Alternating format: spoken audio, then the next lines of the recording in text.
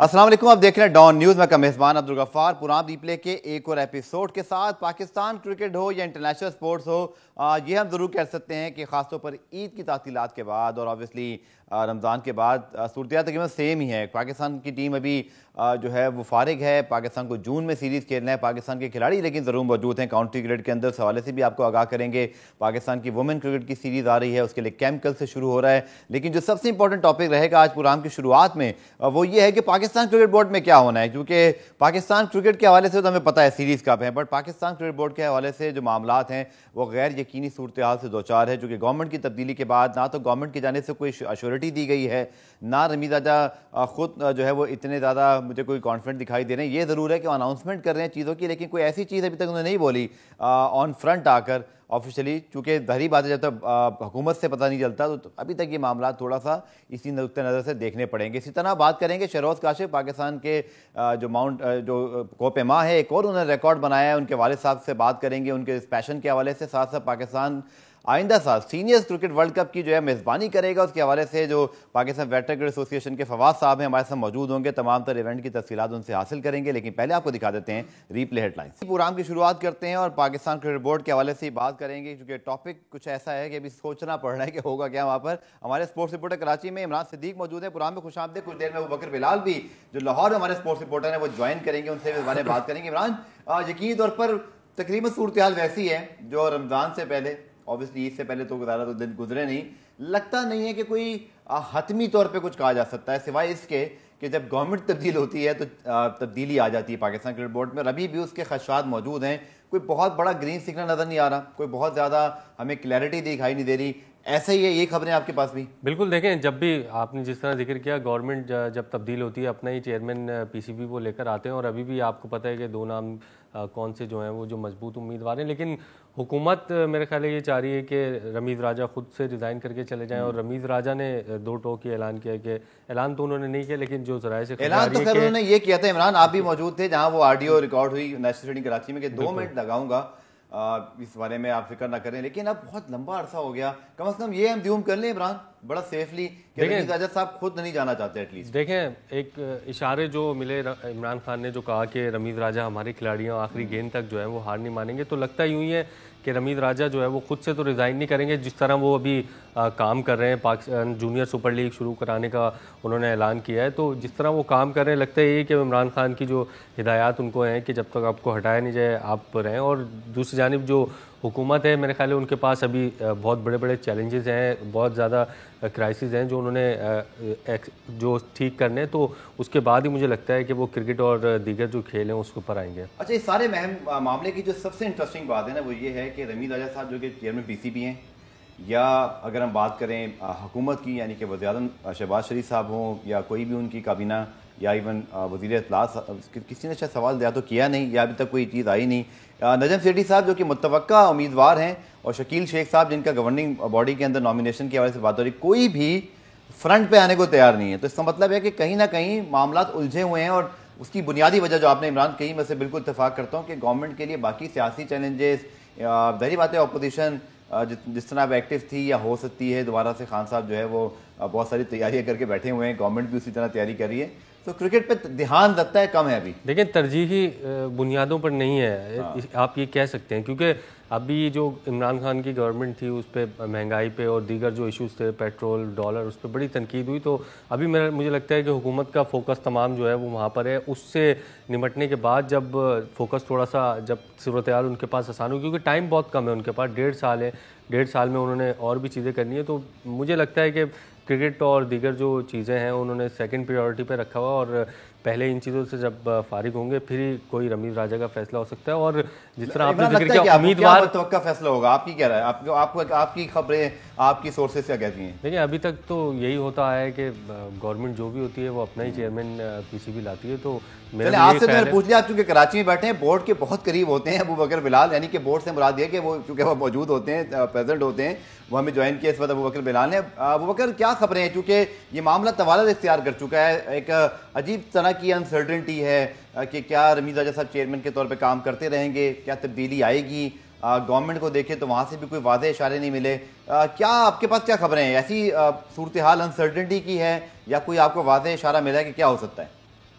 देखिए गफार, अभी तक तो हतमी तौर पे कोई भी फैसला नहीं हो पाया। दोनों चीजें इस वक्त देखी जा रही हैं, दोनों वर्जन इस वक्त आ रहे हैं।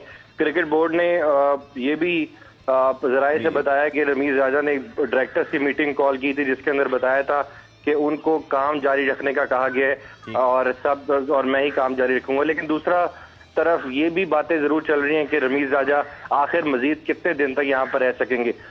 जैसा कि आपको पता है कि इमरान खान ने जिस वक्त वो वजीर आजम से उन्होंने अपॉइंट किया था इनको, और अब जब वो दोबारा एक बार फिर, मुझे लगता है कि जब ये जलसों में जाने लगे हैं तो फिर शायद हो सकता है कि रमीज राजा पे एक बार फिर बर्डन आए। तो कुछ इतलात ये भी हैं कि अभी तक ये फैसला नहीं हो पा रहा कि नया चेयरमैन पाकिस्तान क्रिकेट बोर्ड किसको लाया जाए, क्योंकि काफी अरसे के बाद जो है वो एक ऐसे शख्स को चेयरमैन पीसीबी बनाया गया जिसका जो कैरियर था वो भी क्रिकेट के साथ जुड़ा हुआ था, जो सारा जिंदगी उसने क्रिकेट के साथ लगाई हुई है। तो एक ये इखलाकी तौर पर जो है वो बर्डन जरूर है, लेकिन देर आए और कब आए ये कहना कुछ भी कबल इस वक्त होगा। लेकिन अभी तक तो यही बताया जा रहा है कि रमीज राजा के ऊपर किसी किस्म का कोई प्रेशर नहीं है, लेकिन आने वाले दिनों में अगर कोई प्रेशर बन जाएगा तो मैं समझता हूँ कोई बड़ी बात नहीं होगी। अबू बकर, इससे बहुत सारी चीज़ें जुड़ी हुई हैं जो कि जब चेयरमैन तब्दील हो या ना हो, इसका बहुत बड़ा फ़र्क है। पूरी टीम चेंज हो जाया करती है, ना सिर्फ बोर्ड के इंतज़ामी मामलात में बल्कि पाकिस्तान टीम तक भी इसका असर आता है। यानी कोचेस की बात करें, हम स्टाफ की बात करें, सो आई थिंक सभी लोग आप नहीं समझते कि क्लैरिटी आ जानी चाहिए एटलीस्ट पाकिस्तान क्रिकेट के लिए। अच्छा है गो कि अभी जून में पाकिस्तान ने मैचेस खेलने हैं, अभी आपके पास पूरा मई का महीना मौजूद है। पाकिस्तान क्रिकेट के लिए अच्छा नहीं होगा अबू बकर कि कम से कम गवर्नमेंट इस चीज़ को या तो क्लैरिफाई कर दे, शायद अभी ना करें, एक हफ्ते बाद कर लें, बट ये अनसर्टेनिटी पाकिस्तान क्रिकेट के लिए अच्छी नहीं है। बिल्कुल सही कह रहे हैं। अनसर्टेनिटी जो है वो पाकिस्तान क्रिकेट के लिए तो बिल्कुल अच्छी नहीं है, और खासकर इस साल हमने काफी इम्पोर्टेंट सीरीज भी खेलनी है और होस्ट भी करना है हमने बड़ी कंट्रीज को, और साथ साथ अक्टूबर के अंदर जो है वो क्रिकेट वर्ल्ड कप भी है। तो टीम मैनेजमेंट की, जिस तरह आपने बताया कि चेयरमैन के आने से जो है वो इन्वॉल्वमेंट टीम की भी होती है, काफी लोग और भी चेंज होते हैं, लेकिन मौजूदा जो चेयरमैन है, आपकी बात 100% दुरुस्त है कि इनकी इन्वॉल्वमेंट टीम के अंदर, टीम मैनेजमेंट को लेकर बहुत ज्यादा है बनिस्बत के जो साबिक में पाकिस्तान क्रिकेट बोर्ड के चेयरमैन रहे हैं। उनकी इन्वॉल्वमेंट फिर कम रहती थी, लेकिन रमीज राजा की इसमें कोई शक नहीं है कि उनकी इन्वॉल्वमेंट हर चीज में बहुत ज्यादा होती है, और वन मैन शो भी वो कभी कभार करते हैं। और पाकिस्तान क्रिकेट बोर्ड के अंदर भी एक तासुर इस वक्त मौजूद है कि रमीज राजा जो है वो अपने जो ऑफिशियल्स हैं, हाई ऑफिशियल्स हैं, उनके साथ मुशावरत किए बगैर भी कुछ फैसले कर लेते हैं। चलिए आखिर में इमरान, चूंकि वुमेन टीम का कल से कैंप शुरू हो रहा है, कुछ हवाले से बताइएगा। वाहिद जो इंटरनेशनल सीरीज जो आ रही है वो पहले वुमेन की है, आगे मेंस के लिए तो हमें इंतजार करना पड़ेगा। तो एटलीस्ट चलें, कुछ सरगर्मियां कल से नेशनल स्टेडियम में शुरू होंगी। बिल्कुल सरगर्मियां शुरू होंगी, और सबसे अच्छी बात जो इसमें यह है कि कोरोना की जो पाबंदियां हैं, जो एक मीडिया और जो खिलाड़ियों के दरमियान एक इंटरेक्शन, नो बायोसिक्योर बबल, नहीं कोई बायोसिक्योर बबल नहीं है। और जो पाकिस्तान की भी जो सीरीज़ है मेंस की, वो भी आज ये खबरें चल रही हैं कि वो भी बायोसिक्योर बबल के जो पाबंदियां उसके बगैर होंगी। थोड़ी बहुत एहतियात ज़रूर होगी, ऐसा भी बिल्कुल नहीं कि अचानक ही सब कुछ जो है वो ख़त्म कर दिया है, लेकिन जो पहले एक इंटरेक्शन में गैप था बहुत ज़्यादा खिलाड़ियों और मीडिया के दरमियान और फैंस के दरमियान, वो अब थोड़ा सा कम होता हुआ। Good for the reporter as well, थोड़ा इंटरव्यू करने के मौके मिलेंगे आपका अबू बकर, दोनों को शुक्रिया। प्रोग्राम में ब्रेक शामिल करते हैं, ब्रेक से जब वापस आएंगे। कल बड़ी अच्छी ईद के मौके पर खबर मिली जब शहरोज काशिफ ने एक और रिकॉर्ड बनाया और दुनिया के सबसे कम उम्र तरीन जो है वो कोपेमा बने, जिन्होंने दुनिया की तीसरी बुलंद चोटी सर की। उनके वालिद हमारे साथ मौजूद होंगे। मिलते हैं शॉर्ट कमर्शियल ब्रेक के बाद।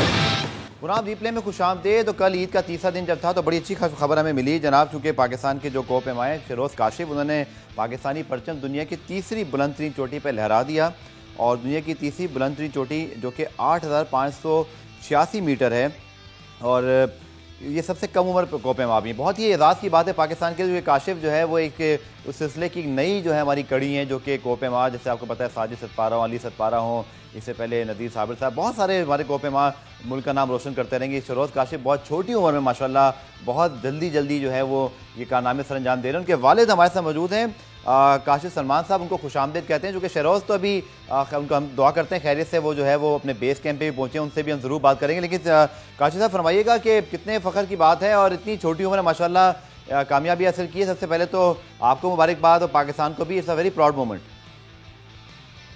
जी थैंक यू वेरी मच। जी बिल्कुल इंडीड ये प्राउड मोमेंट है पाकिस्तान के लिए, फैमिली के लिए, बहुत छोटी उम्र में बहुत बड़े बड़े जो कारनामे हैं अपने नाम पे उसने किए।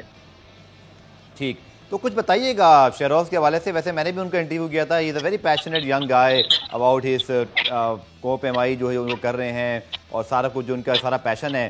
सलमान साहब, हमारे यहाँ तो क्रिकेट का लोगों को बड़ा शौक होता है, कुछ पढ़ाई कर रहे होते हैं। ये जो कोप एमआई वाला सारा है, हाउ स्टार्टेड, कि आपकी कोई इन्वॉल्वमेंट रही है माजी में या ये इनका अपना शौक है? How he started that? नहीं, आपको जिस तरह आप जानते हैं, हम तो लाहौर के रहने वाले हैं। हम लोग तो नारायण चले जाएं तो वही बड़ी बात होती है हम लोगों के लिए। तो बस वो बस मकड़ा पीक पे शोग्राम वैली है, वहां गए हुए थे। तो वहां कुछ ट्रैक्टर्स इसने देखे थे जब ये 11 साल का था। तो वहां से इसको क्यूरियोसिटी हुई कि ऊपर जाते हैं, ये ऊपर क्या होता है। तो वो मकड़ा पीक की, उसके बाद ये सिलसिला शुरू हुआ और दुनिया की बुलंद तरीन चोटी पे जाके फिर उसके बाद केटू, मनाजलू, ब्रॉड पीक, अब ये 5वीं 8000 मीटर की मतलब सर की है उसने। ठीक, तो it's a very difficult end of course सबको अल्लाह ताला खैरियत से रखे जो इस सारे शौक में जाते हैं। It's a very dangerous sort of thing है। तो आपका पहला क्या था काशिफ साहब, पहला रिएक्शन जब शेरोज़ ने आपको बताया कि वो ये करना चाहते हैं, ये उनका शौक है? सो आपका पहला जो है वो इस पर रिएक्शन क्या था? सलमान काशिफ साहब से जो है वहाँ रब्ता मुनक़ता हुआ है, उनको जो है वो कनेक्ट करने की कोशिश करते हैं कि मैं दोबारा दोहरा देता हूँ जनाब, और तस्वीर भी आपको सामने दिखाते हैं कि ये शेरोज़ काशिफ साहब ने दुनिया की तीसरी बुलंद तरीन चोटी है जिस पर पाकिस्तान का ये परचम जो है वो लहराया है, और नेपाल में वाक़ है। 8586 मीटर ऊँची ये चोटी है और बहुत ही डिफ़िकल्ट किस्म का नेम है इसका, कनंग जंगचा इसको सरम जो है वो कहा जाता है, और इसको सर करने वाले दुनिया के कम उम्र तरीन कोप एमआई हैं। तो ये सबसे बड़ी बात है कि इतनी यंग एज में इसको किया है अपने कैरियर की, जैसे कि सलमान साहब भी बता रहे थे, काशिफ सलमान साहब भी, कि अपने कैरियर की जो 8000 से ज़ायद जो ऊंचाई की जो चोटी है उसको 5वीं चोटी है बेसिकली उनको सर किया है, और ये रवा सीज़न में दुनिया की चौथी और 5वीं बुलंदी चोटी सर करने का भी इरादा रखते हैं। तो काशिफ सलमान साहब बताइएगा, माशाल्लाह ये तीसरी चोटी तो उन्होंने कर ली, 5 हो गई 8000 वाली। फ्यूचर में मज़ीद क्या शेरोज़ क्या करना चाहेंगे? शेरोज़ wants to be the youngest climber of the world, के जो अगले 2 साल या 2.5 साल के अंदर जो है वो ये तमाम 14 की 14 चोटियां सर करे, क्योंकि इस वक्त जो एग्जिस्टिंग रिकॉर्ड है एक नेपाली का वो है 30 इयर्स का या 29 इयर्स का। तो वो एक काफ़ी बड़ा मार्जिन जो है वो दे सकता है। 22 इयर्स की भी अगर एज में वो सारी चोटियां सर कर लेता है तो आई थिंक के राइट सपोर्ट से अभी तक तो मैं ही कर रहा हूँ, लेकिन ये है कि अच्छा, ये आपने बड़ी अच्छी, मैं इसी तरफ आना चाहता क्योंकि काशिफ साहब ये बड़ा महंगा खेल है, ट्रैवलिंग करनी होती है, वहाँ के एक्सपेंसेस हैं। कुछ बताइएगा आप तक जो सारा कुछ शेरोज़ ने अचीव किया है, ये क्या अपने बलबूते पर है, आपने सब किया है, क्या कॉस्टिंग होती है, और जो अब तक माशाल्लाह अचीवमेंट्स है, कोई हुकूमती पजीराई? वैसे तो मैं पूछ के थक गया हूँ और मुझे फीडबैक यही मिलता है क्रिकेट के अलावा दीगर खेलों या शौक़ रखने वाले अफराद से कि कोई पजीराई होती नहीं है, बट क्या यहाँ भी ऐसे ही है? सर बिल्कुल ऐसा ही है, और ये इसको शुरू से मैं ही सपोर्ट करता आ रहा हूँ। अब आके ये बहुत बड़ा प्रोजेक्ट था, तो इस पे 2 कंपनीज हैं जिन्होंने थोड़ा सा अपना शेयर डाला था, लेकिन जाहिर बात है इट्स वेरी एक्सपेंसिव सपोर्ट। तो सपोर्ट है तो वो मैंने फिर अपनी तरफ से किया। तो गवर्नमेंट लेवल पे तो आज तक ना कभी कुछ हुआ है, ना मुझे उम्मीद है कि कभी भी कुछ होगा। तो आई थिंक कि उसका पैशन को नहीं रुकना चाहिए, उसका जो गोल है वो तो अचीव होना चाहिए।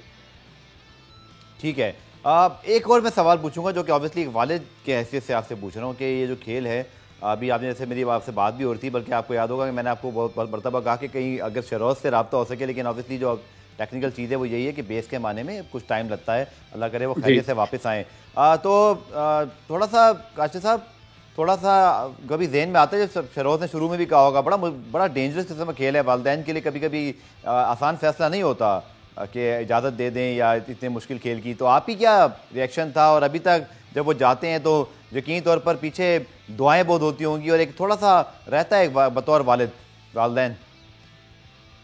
बिल्कुल सर, ऐसा ही है। ये 11 साल की उम्र से छोटी मोटी पीक्स जो है वो कर रहा है, तो अब आके हम लोग भी आदी हो गए हैं। लेकिन जाहिर बात है, अब कल रात की ये जो पीक है, इसने तो मतलब हमें हमारी पूरी ईद जो है वो जाग के गुजारी है, ना कहीं गए हैं ना कुछ, क्योंकि ये उस वक्त ऊपर जाता था।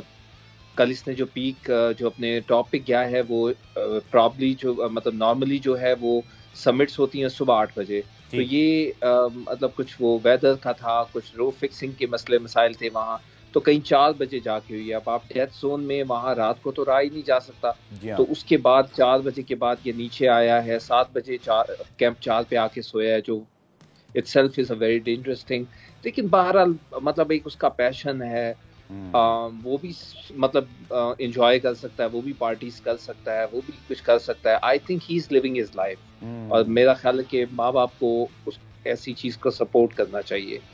ना सिर्फ माँ बाप को बल्कि हम सबको, ख़ुसूसी तौर पर जो कि पाकिस्तान का नाम यहाँ पर आता है, तो फिर बतौर हुकूमत भी ज़रूर सपोर्ट मिलनी चाहिए। जो कि जैसे काशिफ सलमान साहब ने कहा कि अगर वो चाहें तो शायद वो ना करें, नॉर्मल ज़िंदगी गुजार रहे हो, लेकिन चूँकि वो जान को ख़तरे में भी डालते हैं, एक शौक़ ऐसा है, लेकिन अल्टीमेटली पाकिस्तान का नाम ऊँचा होता है। आखिर में काशिफ साहब, कब तक उनकी वापसी बेस कैंप तक एक्सपेक्टेड है? कोई रब्ता उनसे या उनकी टीम से आपका हो चुका है? ये कब मरहला अबूर होता है? इसका जीपीएस ट्रैकर है हमारे पास, जो ट्रैक करता रहता है कि इसकी कितनी असेंट हो गई है, कितना डिसेंड हो गया। तो वो मोस्ट प्रॉब्ली जो है वो 2 घंटे तक जो है वो बेस कैंप पहुंच जाएगा, लेकिन वहाँ इंटरनेट की इतनी अच्छी फैसिलिटी नहीं है इंशाल्लाह। तो वो क्योंकि ये बिल्कुल इट्स इंडियन बॉर्डर पे है, और ये बेसिकली इंडिया की भी हाईएस्ट पीक है जिस पे ये गया है नेपाल वाली साइड से। तो अब ये है कि ये खटमंडू जब आएगा थोड़ा सा 1-2 दिन रेस्ट करने के लिए, तो तभी राब्ता इससे मुमकिन है, वीडियो कॉल वगैरह हो जाएगी। उसके बाद ये फिर लाहौर से चला जाएगा, जो एवरेस्ट के साथ वाली चौथी बुलंद तरीन चोटी है, वो इंशाल्लाह करने के बाद आगे ये मकालू चला जाएगा, जो 5वीं बुलंद तरीन चोटी है। तो this is how his project is like moving forward. ठीक है, कोई आपकी काशिफ साहब, आखिर में आपसे आखिरी सवाल, कोई आपकी ख्वाहिश की, माशाल्लाह इतनी अचीवमेंट्स हो गई हैं, अल्टीमेट कोई ऐसी चीज़ जो आप चाहते हैं कि शरोज़ अचीव करें, या शरोज़ खुद जो चाहते हैं कि वो उनका अल्टीमेट गोल है? देखिए, मेरा ख्याल है कि आप तो माँ बाप तो हमेशा चाहते रहते हैं, वो इन चीज़ों को फैंटासाइज करते रहते हैं कि बच्चा डॉक्टर बनेगा, इंजीनियर बनेगा, लेकिन मेरा ख्याल है कि वो ज़्यादा बेहतर होता है कि जब आप बच्चे पे छोड़ दें। हाँ, मुझे ये है कि वो ग्रेजुएशन कर ले, वो उसने मुझसे वादा किया हुआ है कि जब वो अभी उसने FSC की हुई है, तो वो उसका वादा है कि जब 14 प्रोजेक्ट वो अपना कंप्लीट कर लेगा, तो वो मेरे लिए ग्रेजुएशन करके वापस जो है वो पहाड़ों वाली इसी को अपना कैरियर बनाएगा। यही उसका पैशन है। एंड ट्रस्ट मी काशिफ साहब, जितनी मुश्किल वो काम करते हैं, हम सब ने जो है ना मास्टर्स और BA किए हैं, मेरे ख्याल में उनको कोई ज़्यादा प्रॉब्लम नहीं होनी। Best of luck for you and for Sharoz as well. जल्दी से खैरियत से वापस आएँ, आप तक इत्तला पहुँचे, और फिर जितनी उनकी अचीवमेंट्स हैं जो वो हासिल करना चाहते हैं वो करें। और मेरी हुकूमत से गुजारिश होगी कि ऐसे लोगों को सपोर्ट करें, क्योंकि ये पाकिस्तान का नाम यहाँ पर जो है वो बुलंद होता है। पुरान में ब्रेक शामिल करते हैं, ब्रेक से जब वापस आएंगे तो एक बड़ी अच्छी खबर है, पाकिस्तान को आइंदा साल सीनियर्स क्रिकेट वर्ल्ड कप को होस्ट करना है। इसके वेटरन्स एसोसिएशन के जो रूह रवां हैं फवाद साहब हमारे साथ मौजूद होंगे, उनसे सब पूरी तफसीलात हासिल करेंगे इस शॉर्ट कमर्शियल ब्रेक के बाद।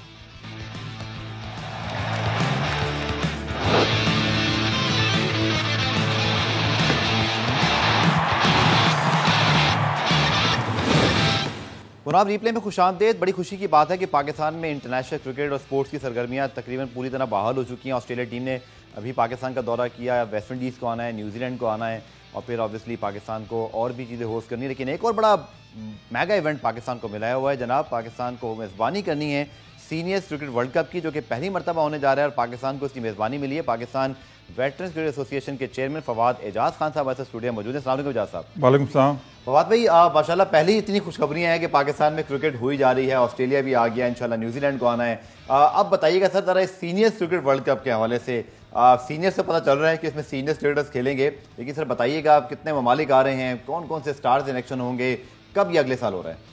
देखिए, हमारी 2 टाइप की बेसिक क्रिकेट होती है वर्ल्ड में जो अब हो गई। एक वेटरन्स क्रिकेट कहते हैं, इसमें ओवर 50 ईयर्स के जो प्लेयर्स वो खेलते हैं, ठीक। और जो सीनियर्स क्रिकेट होती है वो ओवर 40 ईयर्स की प्लेयर्स जो उसमें खेलते हैं। अभी हमारी वर्ल्ड बॉडी को बने हुए 4 साल हो गए, 2018 में बनी थी। अभी तक हम ओवर 50 के 2 वर्ल्ड कप्स हो चुकी हैं, ठीक है। पहला वर्ल्ड कप ऑस्ट्रेलिया में हुआ था, सिडनी में 2018 में, जिसमें पाकिस्तान रनर अप था और ऑस्ट्रेलिया उसको जीता था। जी। फिर 2020 में ओवर 50 का दोबारा वर्ल्ड कप हुआ केप टाउन में, तो वो कोविड की वजह से अनफॉर्चुनेटली उसको पोस्टपोन कर दिया गया। अब वो मार्च ऑफ नेक्स्ट ईयर हो रहा है, ठीक है सर। अब पाकिस्तान ये ओवर 40 का जो वर्ल्ड कप है ये पहली दफ़ा पाकिस्तान में हो रहा है, ओके। और इसमें काफ़ी 6-7 महीने तक मुख्तलिफ मुल्क इसके लिए बिडिंग कर रहे थे इसमें काफ़ी, और हर एक ने अपनी अपनी प्रेजेंटेशन दी, ठीक। मैंने अपनी प्रेजेंटेशन दी हमारी PBCA की तरफ से, ठीक। और उसमें काफ़ी ऐसी अच्छी चीज़ें हमने लिखी कि दूसरे मुल्क जो है उसको कम्पीट नहीं कर सके। तो वर्ल्ड बॉडी ने फिर लास्ट वीक जो इनाग्रल ओवर 40 का वर्ल्ड कप है वो पाकिस्तान को होस्टिंग राइट्स दे दी हैं उसके, और इसमें सारे मैचेस जो हैं वो कराची में होंगे।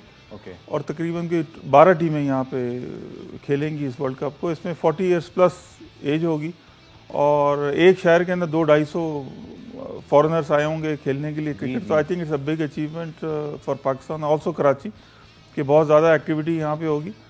और हम एक्सपेक्ट करते हैं कि पाकिस्तान के जो ओवर 40 क्रिकेटर्स हैं, जैसे शाहिद अफरीदी है, शोएब मलिक है, मोहम्मद हफीज़ है, यूनुस खान है, ये इंशाल्लाह पाकिस्तान की तरफ से होपफुली खेलेंगे।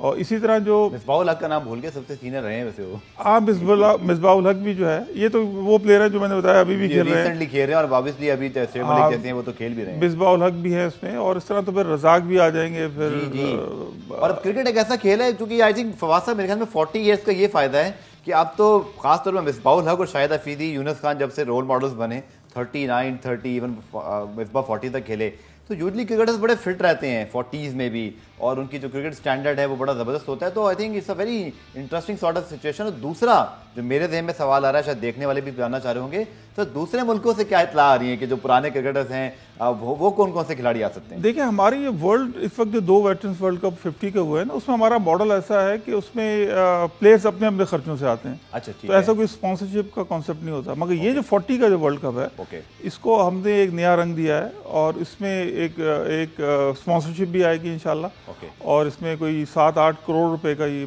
टोटल प्रोजेक्ट होगा। और इसमें हमने अब जितने भी बड़े प्लेयर हैं, जो पाकिस्तानी प्लेयर्स भी ले लें, इनको आपको पता है कुछ ना कुछ इनकी अपॉर्चुनिटी कॉस्ट इतनी है कि कुछ ना कुछ ये लोग कर रहे होते हैं, तो इनके थोड़े बहुत इनको पेमेंट भी करनी होगी हमें खेलने के लिए, जो हम पुराने वर्ल्ड कप्स में नहीं करते आए। तो इसी तरह हम 10 से 12 प्लेयर्स हम पूरी दुनिया से चूज़ करेंगे, जो वो मुल्क अपने कोई नाम जो आपके ज़हन में इस वक्त, जो कि आप हमारे पास तो माशाल्लाह अपने बहुत स्टार्स हैं, जिन खिलाड़ियों की आपने बात की, आई थिंक अगर सारे ही आ जाएं तो आपका वर्ल्ड कप आधा यहाँ पे स्टारडम उसको मिल जाता है। बट कोई नाम जो आपके ज़हन में है, जो आपकी डिस्कशन हुए रिस्पेक्टिव बोर्ड? अभी इंडिया से मेरी बात हो रही है, इंडिया में मोहम्मद अजहरुद्दीन से बात हुई है, ही इज़ वेरी कीन, और उसके साथ MS धोनी से बात हुई, अजहर के साथ मेरी, अजहर नहीं बल्कि धोनी से मेरी बात करवाई। तो इस तरह के और भी बहुत सारे प्लेयर्स हैं। इंग्लैंड में केविन पीटरसन है, शेन वॉटसन है, ऑस्ट्रेलिया में इस किस्म के लोग हैं जो अभी अपनी क्रिकेट छोड़ दी है उन्होंने, और अभी still they would like to play. तो हम 10 से 12 प्लेयर्स जो हैं दूसरे मुल्क, इन 6 मुल्क से हम चूज़ करेंगे। इसमें Australia, New Zealand, Sri Lanka, South Africa, West Indies, इन 5-6 मुल्कों में से जो वेल नोन लोग हैं, जो स्पॉन्सर्स को अट्रैक्ट भी करें, तो उनको हम पेमेंट करेंगे, फिर हम लोग पे करेंगे। चलिए, आपने जो बड़ी दिलचस्पी बात बताई वो अजहरुद्दीन की है, और चूँकि बड़ा भारत के साबिक कप्तान हैं और बहुत बड़ा नाम है, फिर आपने जो धोनी का नाम लिया तो आई थिंक लोग और उसके बारे में जानना चाह रहे होंगे। तो अजहरुद्दीन साहब से आपकी डिटेल में क्या बात हुई? पाकिस्तान में आपको पता है थोड़ा सा प्रॉब्लम ये है इंडिया पाकिस्तान में खेलों के हवाले से, वो कि शायद सीनियर्स वर्ल्ड कप जैसे लेवल पर तो शायद इतना प्रॉब्लम नहीं होगा, क्योंकि मेंस क्रिकेट टीम जब खेलती है तो वहाँ आपको पता है सियासत आ जाती है। लेकिन आपको क्या लगता है अजहरुद्दीन साहब, और जैसे आपने उनकी तो बात की, और जो धोनी साहब की क्या बात हुई, they are willing to come to Pakistan? देखिए, इस वक्त प्रॉब्लम ये है कि काफ़ी साल से इंडियन गवर्नमेंट ने बैन लगाया हुआ है कि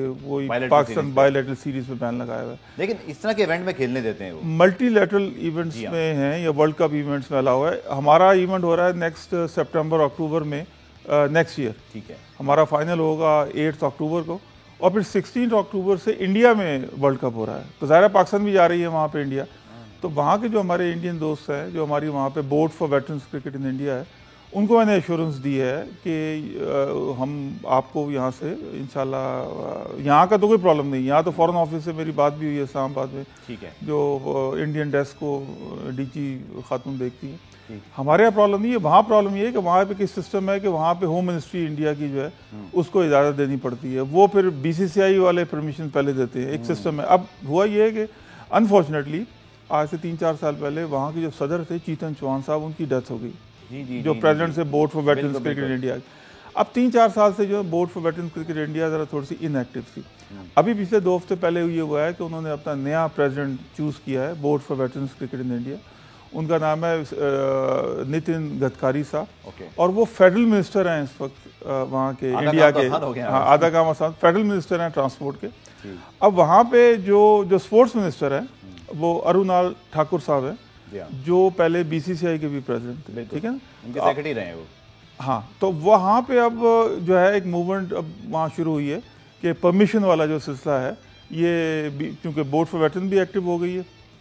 सबसे बड़ी शर्त तो ये है कि वहाँ पे उनको इंडियन गवर्नमेंट को इजाज़त देनी है, तो वो होपफुली हम लोग अभी टाइम काफ़ी है। तो अजहरुद्दीन साहब से जब बात हुई और उन्होंने आपकी धोनी से बात भी कराई, तो क्या रिस्पांस था दोनों? अजहरुद्दीन साहब तो बहुत ही एक्टिव है। हमारी 3 सीरीज हुई हैं अभी तक इंडिया में, दो इंडिया में थे, एक पाकिस्तान, तीनों में कप्तान अजहरुद्दीन थे। बिल्कुल ठीक है ना, तो वो तो बहुत ही कीन है। बल्कि लास्ट टाइम तो वो पाकिस्तान आए थे तो अजहरुद्दीन के साथ उनकी वाइफ संजीदा बिजलानी साहब, उनके बच्चे, वो लोग भी आए थे। ठीक है, तो वो तो बहुत कीन है कि हम लोग वहाँ जाएं या वो लोग यहाँ आए, और हमारी हुकूमत की तरफ से कोई प्रॉब्लम नहीं है, प्रॉब्लम सिर्फ इंडियन गवर्नमेंट की तरफ से। अब पाकिस्तान में कोई चेंज ऑफ गवर्नमेंट आई है, अब इससे देखें कि रिलेशनशिप जो है कैसे रहते हैं। हम लास्ट मोमेंट तक अलाइव है इंडिया, और इंडिया आएगी तो हमारे टूर्नामेंट में भी काफ़ी जान आएगी, और वहाँ से फिर हम ज़्यादा प्लेयरों को, बल्कि इंडियन ज़्यादा प्लेयरों को हम वहाँ से स्पॉन्सर करेंगे और उनको यहाँ हम बुलाएंगे। चलिए, इंटरेस्टिंग खबर है, इसकी मज़ीद तफसीलात भी लेते हैं। शॉर्ट कमर्शियल ब्रेक है, कहीं मत जाएगा, मिलते हैं शॉर्ट कमर्शियल ब्रेक के।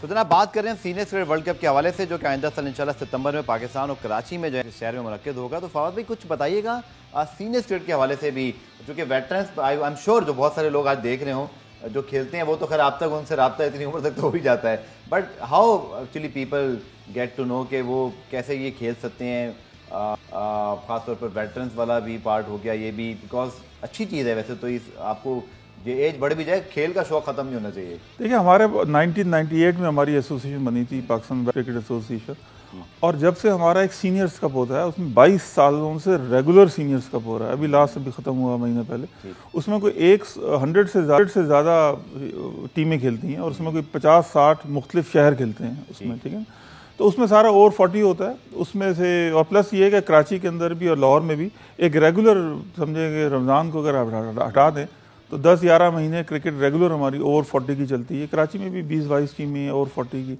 इसी तरह लाहौर में बहुत होती है, सियालकोट में बहुत होती है। तो ये हमारा ओवर 40 जो क्रिकेट है ये तो बहुत रेगुलर और वेल एस्टेब्लिश्ड है।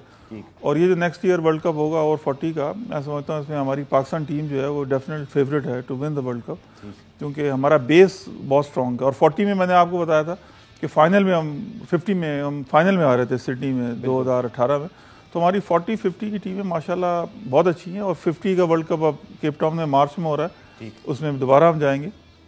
अभी तक उम्मीद है इंशाल्लाह। मोइन खान भी हमारे रेगुलर अभी नेशनल सीनियर्स कप लास्ट हुए, इसमें मोइन खान खेले थे, मोइन ने 100 की एक मैच में। अच्छा, ज़बरदस्त। तो अच्छा है वहाँ पे हमारी एक रेगुलर जो है वो मैचेस, फॉर्मर टेस्ट प्लेयर्स को भी मैं कहता हूँ कि आप खेला करें, क्योंकि अगर खेलेंगे नहीं ना, बेशक आप टेस्ट प्लेयर हों भी, तो फिर वो परफॉर्मेंस नहीं होता। फिटनेस भी ज़रूरी है, पर आपको क्रिकेट भी टच में होनी चाहिए।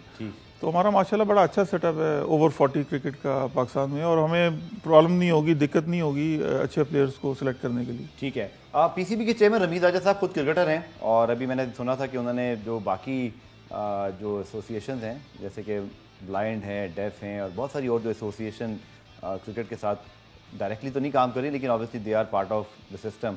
सो कोई क्रिकेट बोर्ड के हवाले से बात करना चाहेंगे इस प्लेटफॉर्म से, क्योंकि इवेंट क्रिकेट का है, आपको होस्ट करना है पाकिस्तान को, तो obviously Pakistan cricket board is the parent body, और बहुत अच्छे तरीके से वो काम करते हैं, एक बढ़िया ऑर्गेनाइजेशन है, बहुत सारे मसले आपके शायद वहाँ पर भी हल हो जाएंगे। तो इस प्लेटफॉर्म के थ्रू कुछ पाकिस्तान क्रिकेट बोर्ड गवर्नमेंट से आप कहना चाहें? देखिए, 1998 से हमारी एसोसिएशन है, और हमारी पाकिस्तान क्रिकेट बोर्ड से बहुत ही अच्छी अंडरस्टैंडिंग है। ठीक है, लास्ट टाइम जब इंडियंस आए थे तो नेशनल स्टेडियम में मैच हुआ था, गद्दाफी स्टेडियम में मैच हुआ था, अभी भी हम ये ग्राउंड्स ले लेते हैं। हमारी कोई एफिलिएशन नहीं है पाकिस्तान क्रिकेट बोर्ड से, या वो, और हमें मिनिस्ट्री ऑफ स्पोर्ट्स से और सिक्योरिटी एंड एक्सचेंज कमीशन से हमारी इंडिपेंडेंट क्रिकेट बॉडी है, जिस तरह पाकिस्तान क्रिकेट बोर्ड है, मगर हमेशा हमारी पाकिस्तान क्रिकेट बोर्ड से ब्लेसिंग रहती है। हम इंटर स्कूल टूर्नामेंट आपको पता करते रहते हैं बच्चों के लिए, और उसके फाइनल में हमेशा चेयरमैन क्रिकेट बोर्ड आते हैं, जनरल तौकीर दिया साहब ले लें, शहरियार साहब ले लें, सब हमारे फाइनल्स में बच्चों को प्राइज डिस्ट्रीब्यूशन के लिए आते हैं। तो डेफिनेटली पाकिस्तान क्रिकेट बोर्ड की जो है वो ब्लेसिंग ज़रूरी है, और चूँकि हमें नेशनल स्टेडियम कराची में भी मैचेस कराने होंगे और उनसे हम जो है राब्ता रखेंगे। तो अभी ज़रा थोड़ा सा माहौल को ज़रा वेट भी कर रहे हैं, ज़रा थोड़ा सा क्लैरिफाई हो जाए होना क्या है। तो फिर मैं डेफिनेटली खुद चेयरमैन क्रिकेट बोर्ड से मीटिंग करूँगा और अपने प्लान को पूरा बताऊँगा भी, और उनके लिए भी अच्छा है कि पाकिस्तान में क्रिकेट हो रही है। और प्लस ये है कि फिर जो लोकल एजेंसीज़ हैं, जैसे डीजी रेंजर्स हैं, चीफ मिनिस्टर साहब हैं, इनसे भी मीटिंग करनी है, क्योंकि सिक्योरिटी जो है वो हमने हर टीम को बोला हुआ है कि पाकिस्तान सुपर लीग के मामला जिस तरह चल रहे हैं, आई थिंक कोई मसला हो बिल्कुल नहीं हर टीम के साथ रेंजर्स और पुलिस एस्कॉर्ट होगी पूरी 11 टीमों के साथ, और ये सारी एश्योरेंसेस हम दे चुके हैं, क्योंकि जब हमें बिडिंग दे रहे थे तो सबसे बड़ी प्रॉब्लम थी जिस तरह पाकिस्तान सुपर लीग, फिर कश्मीर प्रीमियर लीग और इंटरनेशनल टूर्नामेंट्स हो रहे हैं, तो क्रिकेट का वर्ल्ड कप है सर, तो मुझे लगता है कि बस गवर्नमेंट को पता चल जाए तो सब टीमों का यही था कि सिक्योरिटी की क्या अरेंजमेंट होगी, तो सिक्योरिटी की उनको काफी हर टीमों को। और मेरे ख्याल में जो ऑस्ट्रेलियन टीम आई है उसके बाद कोई किसी किस्म का खदशा रह नहीं गया। आखिर में सर आपसे पहुंचाना चाहूंगा क्विकली, अब बायलैटरल सीरीज क्योंकि बड़ी इंपॉर्टेंट है, पाकिस्तान इंडिया होती नहीं है, अब्दुल साहब भी आते रहे, कुछ हवाले से बात हुई, स्पेशली पाकिस्तान इंडिया कहीं भी की मैचेस हो रहे हो एक इंटरेस्ट लेवल रहता है, तो कुछ मैंने आप बताया अभी बायलैटरल सीरीज में एक अनकरीब वो हमें बुलाने वाले हैं इंडिया में। अब वही बात है कि परमिशन वाला जो एंगल है, तो वहाँ पे हमें वो फौरन 2 मैच की सीरीज के लिए फौरन बुलाएंगे, वो शॉर्ट नोटिस पे हम जाएंगे, और वहाँ पे एक नया ग्राउंड बना है इंडिया के अंदर, उसकी ओपनिंग होनी है बहुत बड़े ग्राउंड की, तो उसमें इंडिया पाकिस्तान की सीरीज का उनका प्रोग्राम है। आज मेरी सुबह भी बात हुई है इंडिया, और वो बस उनके ऊपर है, हमने तो बोला हुआ आप हमें महीने का नोटिस देंगे, हम प्लेयर्स को अपने लेके आ जाएंगे, और उसमें वो एक्सपेक्ट कर रहे हैं कि सारे फॉर्मर टेस्ट प्लेयर्स आए उसके अंदर, तो वो इंशाल्लाह है कि हम इंडिया किसी वक्त भी इंशाल्लाह उनकी इनविटेशन पे जा सकते हैं। ठीक है, ऑब्वियसली जैसे आपने जिक्र किया पाकिस्तान के जो क्रिकेटर्स हैं जो आप जिनका नाम ले रहे हैं, अभी जब सर प्रेजेंट टीम आपकी जो पिछले दिनों खेली थी उनमें कौन कौन से क्रिकेटर्स थे लोगों की नॉलेज के लिए, और आप समझते हैं कि अब क्योंकि 40+ वाली है, बहुत सारे क्रिकेटर्स हमें मिलेंगे और अब बहुत अच्छे, मुझे लगता है कि अभी तक वो प्लेइंग कंडीशन में हैं जो कि रेगुलर खेल रहे होते हैं, टीमों के साथ एसोसिएशन है। सो अभी रिसेंटली जो आपकी जो वर्ल्ड कप था वो प्लेयर्स आप, वो तो खैर वेटरन्स के थे, लेकिन कौन कौन से और प्लेयर हैं बड़े नाम जो आपके साथ ऑलरेडी एसोसिएटेड हैं? देखिए ये यूनुस खान हमारे साथ खेलता है कराची में, मोइन खान को मैंने बताया यहाँ वो खेलता है, नदीम उमर साहब भी काफ़ी एक्टिव हैं, नदीम उमर खेलते हैं, मगर ये 40+ के में थोड़ा सा, अब बाकी बहुत सारे टेस्ट प्लेयर थे, इंडिया ऑस्ट्रेलिया गए थे तो गुलाम अली हमारे कैप्टन थे, ऑस्ट्रेलिया जब सिडनी गए थे, तो काफ़ी टेस्ट प्लेयर्स हैं वहाँ से। अपना ज़हूर इलाही बहुत एक्टिव है, हमारे मैचेस खेलता है, सलीम अली खेला करते थे, अब कर वो, अब हमें प्लेयर्स देखने हैं 40-50 के बीच में। अब कुछ प्लेयर्स ऐसे हैं जो हमारे यहाँ खेलते रहे मगर वो 50+ हो गए, तो उनकी शायद जगह ना बन सके, मगर जो रिसेंट प्लेयर्स हैं जैसे मैंने आपको बताया कि शाहिद अफरीदी हो गए, शोएब मलिक, बात हुई सर किसी से अब तक बात हुई आपकी? ये इंशाल्लाह अभी चूंकि अभी अनाउंसमेंट की है हमने, तो उनकी भी अवेलेबिलिटी देखनी होगी कि वो अवेलेबल है कि नहीं, और इंशाल्लाह इसमें से 5-6 में से इंशाल्लाह उम्मीद है कि ज़्यादातर खेलेंगे। ठीक है, चलिए आखिर में सर, चूँकि गवर्नमेंट के बगैर होता कुछ नहीं, और अब तो अब गवर्नमेंट भी नहीं है, वज़ीर आज़म साहब जो है वो सियासी मामला तारी बातें इस वक्त बड़े, आपको पता ही है कितने इस वक्त कहते हैं हीटेड हुए हैं, बट फिर भी आप इस प्लेटफॉर्म के थ्रू गवर्नमेंट को कुछ कहना चाहें, क्योंकि बहुत सारी चीज़ें आपकी गवर्नमेंट और फिर गवर्नमेंट से मुल्का इदारों तक ही बात जाएगी और अब इससे ज़्यादा कोऑर्डिनेशन से होता है, तो कोई पैगाम सर जो आप गवर्नमेंट को देना चाहें इस वर्ल्ड कप के हवाले से? मेरे वर्ल्ड कप के हवाले से ये होगा कि इंडिया से हालात जो है हमारे रिलेशनशिप अच्छे होने चाहिए। देखें खाली क्रिकेट की बात नहीं, इसमें ट्रेड भी है। अब हमारी जो ट्रेड इंडिया से बिल्कुल बंद हुई हुई है, इसमें दोनों मुल्कों का नुकसान है। लेकिन वहाँ भी सोचना पड़ेगा ना कि वो भी जरा खुले बड़े दिल का, हमारी तरफ से तो हमेशा बड़ा दिल बिल्कुल। तो ये रिलेशनशिप इंडिया से अगर बेहतर हो जाए तो हमारी क्रिकेट के लिए बहुत अच्छा। इंतजामिया अमूर के हवाले से जो आप, चूंकि आई नो PCB की हद तक तो एक अलग सेटअप है, वेटरन एसोसिएशन को करना है, तो आई थिंक चलें प्रोग्राम का वक्त लेकिन खत्म हुआ, लेकिन मेरा यकीन है कि ये प्रोग्राम के थ्रू आपकी बातें जरूर पहुंचेगी। फवाद साहब बहुत बहुत शुक्रिया प्रोग्राम में आने के लिए, और आपके इवेंट के लिए हम आपके लिए बेस्ट ऑफ लक कहते हैं। तो जनाब senior cricket world cup Pakistan में सितंबर में, लुकिंग फॉरवर्ड फॉर इट, क्योंकि जैसे फवाद साहब ने कहा कि दुनिया के 12 ममालिक की टीमों को आना है, और पाकिस्तान के मेगा स्टार्स 40+ वाले इंटरनेशनल भी हैं, जिसमें अजरुद्दीन MS धोनी का नाम भी उन्होंने लिया। अगर ये सब आते हैं तो वाकई एक अच्छा इवेंट पाकिस्तान में हमें देखने को मिलेगा। पुनाब दीप आज देखने का शुक्रिया। कल दोबारा से मुलाकात होगी, तब तक के लिए अल्लाह हाफ़िज़।